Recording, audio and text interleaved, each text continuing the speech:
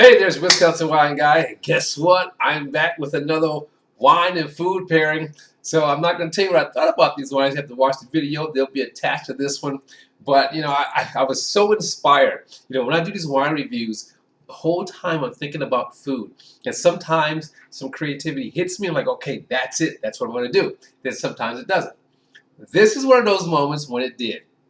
So we have the Kendall Jackson Vintners Reserve Pinot Gris, which is a blend of Pinot Gris, Albarino, Viognier, Pinot Blanc, Chardonnay, Gruyere Veltliner. Okay, and then we have the Sauvignon Blanc, which 15% of that is aged in American oak, so giving it a completely different style. They don't want to call it a Fumé Blanc, but it's along those styles of a Fumé Blanc, right? Okay, so now this is one of my all-time favorite dishes, Italian dishes to make, is Puttanesca. Okay, but today I did something different because of what I was using. The Puttanesca is typically a non-meat type of dish with olives, capers, with different types of olives, capers, spices, and red sauce. But I did a seafood Puttanesca with one of my homemade tomato sauces on here with some mixed bitter greens instead of using parsley, the olives, the capers, the garlic, the onion, the whole 9 yards, right? And it's spicy, okay? Heat it up with some cayenne pepper. Now, I know what you're thinking. Aren't you supposed to have red wine with red tomato sauce?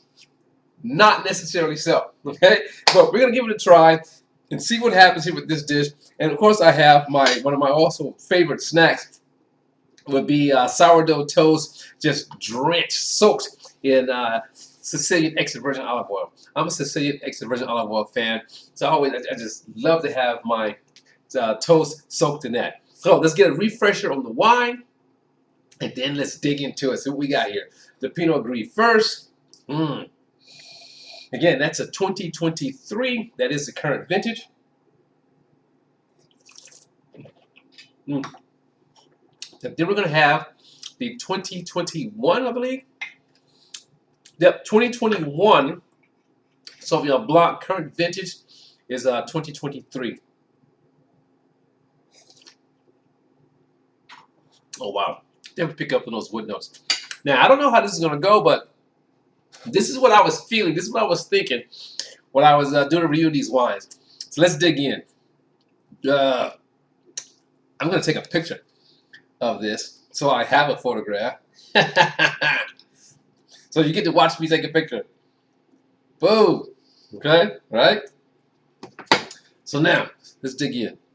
A little bit of pasta, black olive, green olive, the garlic and capers, everything throughout, and some shrimp. Here we go.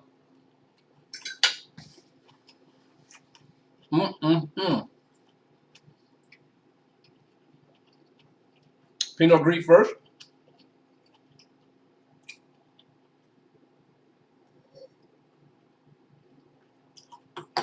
Now, I'm not going to tell you what I thought about it until I have them both.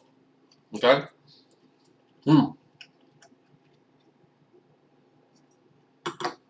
Now, same mix, pasta, dark olive, green olive, shrimp and capers all blended in together, and the garlic and the onion. And here we go.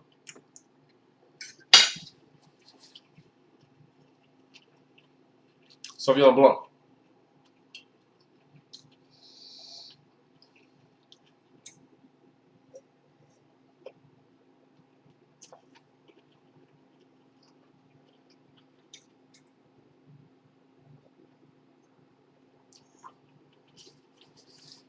Okay.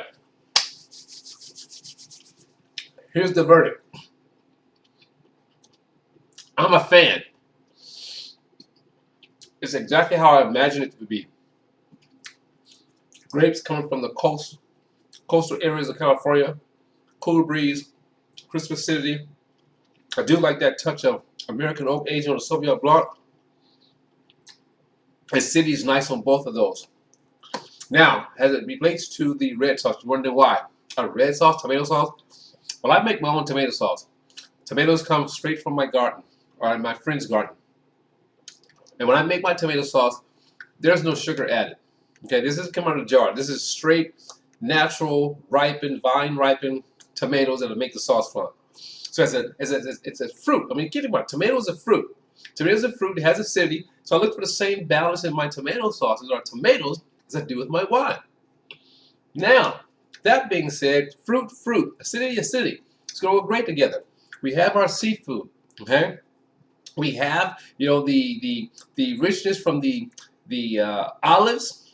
We have that pungency from the capers, which goes great with both of these wines. Now, which do I like best between the two for this dish? When I first took the bite, sip of the Pinot Gris,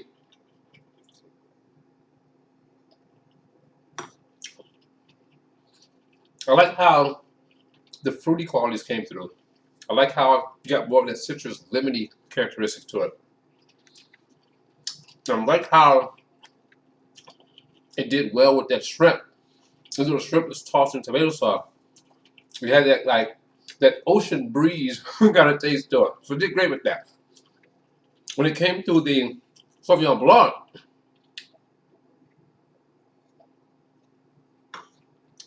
I like how in the finish, how you pick up those subtle oak notes to it, and then how it brings out the pepper. I got some cracked black pepper here too. So overall, I think they both did great, fantastic with this. Can't go wrong.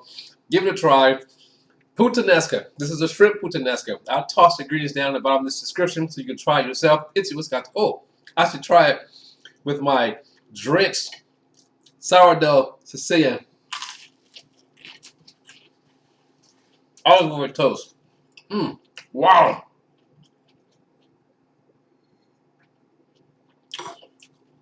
Another winner with the Pinot Gris.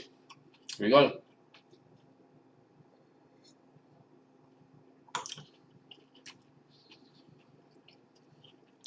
I like to try things on their own. I think the combo of this, the shrimp puttanesca, go great with that.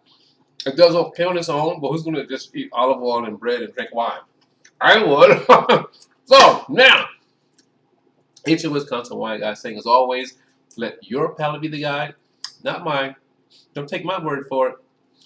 Toss it up, try it yourself. Let your palate be the guide in selecting your wine and food pairing. And I'll see you next time when I do part 2 of my Vintners Reserve white wines. Ciao! I'm going to dig in.